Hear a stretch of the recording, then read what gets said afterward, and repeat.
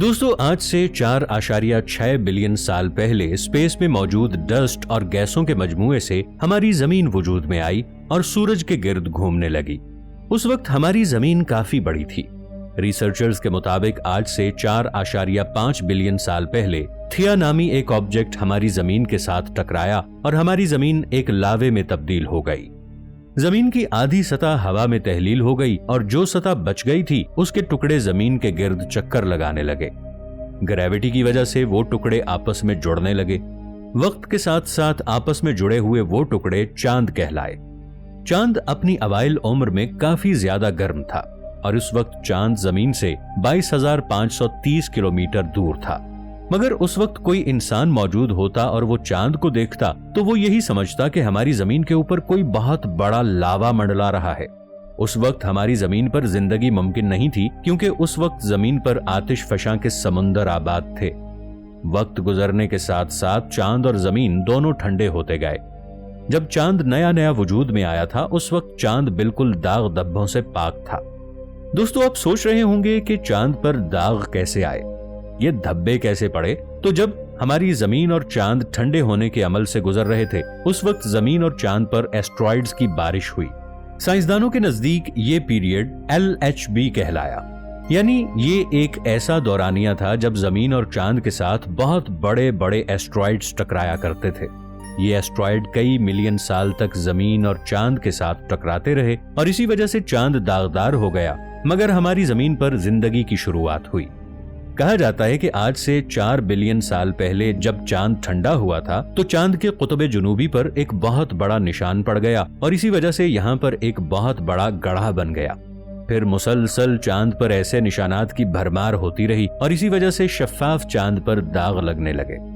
वो जगह जगह से गहरा भूरे रंग का होने लगा और साइंसदानों ने इन गहरे भूरे धब्बों को मरिया का नाम दिया। इन धब्बों के बनने के कुछ मिलियन साल बाद चांद पर फिर एस्ट्रॉइड्स की बारिश होने लगी, मगर ये पत्थर पहले पत्थरों की निस्बत काफी छोटे थे। इन्हीं पत्थरों की वजह से चांद पर छोटे छोटे गड्ढे बनते गए। अगर हम अपनी जमीन की बात करें तो आज से 4 बिलियन साल पहले आसमान से शहाबी पत्थर गिरते थे। वैसे तो ये शहाबी पत्थर जमीन पर काफी तबाही का सबब बनते थे, मगर ये अपने साथ कुछ कुदरती चीजें भी लाया करते थे, जैसे लोहा, पानी और कुछ दूसरी धातें वगैरह। अब ये एस्ट्रॉइड्स या शहाबी पत्थर जब भी जमीन पर आते थे तो वो अपने साथ पानी लेकर आते थे और ये कई बिलियन साल तक हमारी जमीन पर बरसते रहे और हमारी जमीन पर आहिस्ता आहिस्ता पानी जमा होना शुरू हुआ और यहीं से जानदारों की शुरुआत हुई। हमारी जमीन जो कि एक आतिश फशां थी, पानी के बरसने की वजह से इसके ऊपर आहिस्ता आहिस्ता एक माहौल वजूद में आने लगा। हमारी जमीन पर समुंदर और दरिया वजूद में आने लगे। इस तरह हमारी जमीन को एक मुनासिब माहौल मिला जो कि एक जिंदगी के लिए बहुत ज्यादा जरूरी था। दोस्तों, हम सब ये जानते हैं कि जमीन का एक साल 365 दिनों पर मुश्तमिल होता है, लेकिन क्या आप ये जानते हैं कि हमारे मुकम्मल निजाम शमसी, जिसमें हमारा सूरज और दूसरे तमाम सैयारे शामिल हैं, मिल्की वे के गिर्द एक चक्कर मुकम्मल करने के लिए 230 मिलियन साल तक का अरसा इसे चाहिए होता है। हमारे सोलर सिस्टम ने जब आखिरी मर्तबा मिल्की वे के गिर्द एक चक्कर मुकम्मल किया था उस वक्त इस जमीन पर मां सिवाय डायनासोर्स के किसी किस्म के किसी भी इंसान या और किसी जानदार का कोई तसव्वुर भी नहीं था।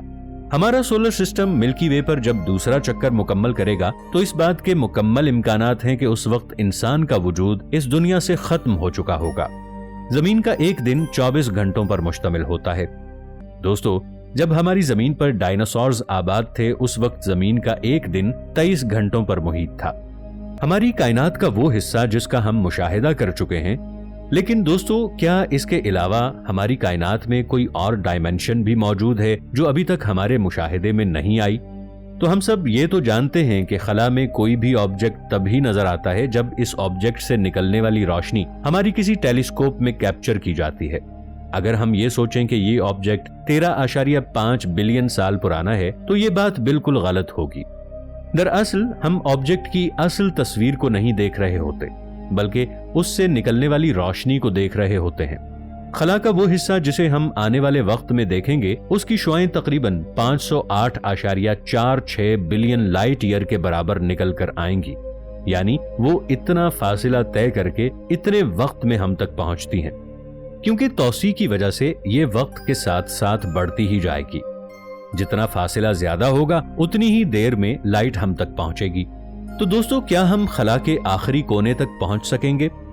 अगर हम किसी स्पेसक्राफ्ट में एक इंसान को कायनात के आखिरी कोने तक पहुंचने के लिए भेजेंगे तो उसे तकरीबन 55 साल में 45 बिलियन लाइट ईयर के फासले को तय करना होगा। एक इंसान को अपनी पूरी जिंदगी में यह फासला तय करने के लिए एक स्पेसक्राफ्ट को लाइट की स्पीड से 8 अरब गुना ज्यादा तेज चलना पड़ेगा, और ऐसा करना तकरीबन नामुमकिन है। हमारे पास एक दूसरा रास्ता भी मौजूद है, और वो रास्ता है वर्म होल के जरिए सफर करना। वर्म होल इस यूनिवर्स में किसी टनल की तरह काम करते हैं, मगर जिनकी एग्जिस्टेंस का अभी तक कोई सुराग नहीं मिला। हम इसके भरोसे कैसे कोई राय कायम कर सकते हैं? इसी वजह से हमारा वर्म होल से ट्रैवल करने का रास्ता भी बंद हो जाता है, क्योंकि इस रास्ते के पुख्ता सबूत मौजूद नहीं है। दोस्तों, मुशाहिदाती यूनिवर्स यानी जो यूनिवर्स हम अब तक एक्सप्लोर कर चुके हैं, इसके पार क्या है, ये बात जानने के लिए हमारे पास 2 किस्म के नजरियात मौजूद हैं जिन पर यकीन किया जा सकता है। अगर हम पहले नजरिए की बात करें तो पहले नजरिए के मुताबिक दूसरी दुनिया में एक हबल वॉल्यूम मौजूद हो सकता है। आपने CMB को तो देखा ही होगा। अगर आप CMB के अंदर हकीकी कायनात का इमेज ऐड कर दें तो हम इसको हबल वॉल्यूम कहेंगे। इस नजरिए के मुताबिक अगर आप इस एज से बाहर भी निकल जाएं तो आपको वैसे ही दुनिया नजर आएगी जैसी ये हमारी दुनिया है, यानी इसमें कोई भी रद्दोबदल नहीं होगा। वहां की आबो हवा भी वैसे ही होगी जैसी हमारी दुनिया में मौजूद है। लेकिन अब दूसरा नजरिया ये कहता है कि मुशाहिदाती कायनात यानी कि जो एक्सप्लोर्ड कायनात है, इसके बाहर मुतवाजी कायनात मौजूद है, यानी कि एक पैरेलल यूनिवर्स मौजूद है। हो सकता है कि जब हम कायनात के आखिरी सिरे पर पहुंचें तो हमें द ग्रेट फिल्टर देखने को मिल जाए। वैसे तो इसकी हद को पार करना तकरीबन नामुमकिन है। अगर किसी तरह इसकी हद को पार करने का रास्ता ढूंढ लिया गया तो हमारे आगे कायनात के बड़े बड़े राजों से पर्दा उठ जाएगा। एक नजरियाती तबियात दान जिसका नाम ली सैमोलिन है, उनका यह कहना है कि हो सकता है हमारी कायनात एक बहुत बड़े ब्लैक होल के अंदर एक मुनज़्ज़म धात का मजमुआ हो सकता है हम जिस द ग्रेट फिल्टर की बात कर रहे हों वो ग्रेट फिल्टर ये ब्लैक होल ही हों। जब हम इनके अंदर दाखिल होंगे तो हमारे आगे एक नई कायनात हमारा इंतजार कर रही हो, और हो सकता है हमें किसी दूसरी दुनिया की मखलूक से राबिते का भी मौका मिल जाए। इस हवाले से अपनी आरा का इजहार नीचे कमेंट्स में जरूर कीजिएगा। मिलेंगे एक नई वीडियो के साथ, तब तक के लिए ताहिर उबैद चौधरी को दीजिए इजाजत। अल्लाह निगहबान।